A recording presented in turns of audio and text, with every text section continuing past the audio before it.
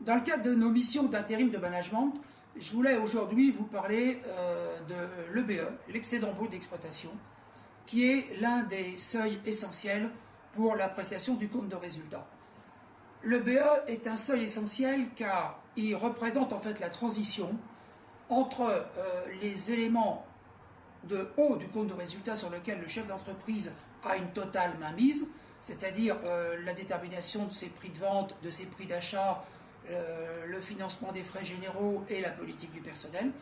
Et dans une seconde partie, en deçà, ce sont des éléments sur lesquels le chef d'entreprise n'a que peu d'influence.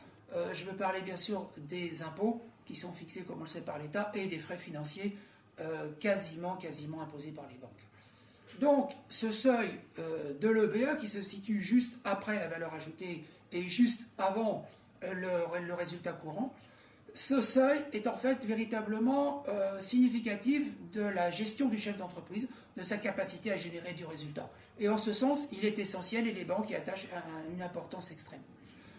Lorsque l'on parle de BE, il est assez aisé ensuite de passer à ce qu'on appelle le TE, l'excédent de trésorerie d'exploitation, qui est la même notion, mais en termes de flux financiers.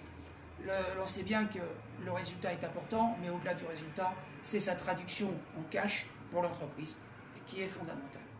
Donc cette appréciation de l'ETE, c'est-à-dire la capacité du chef d'entreprise à transformer donc en flux financier ce résultat, est essentielle, car c'est ces flux qui vont lui permettre demain d'assurer la pérennité de l'entreprise à travers l'autofinancement, à travers la rémunération des actionnaires.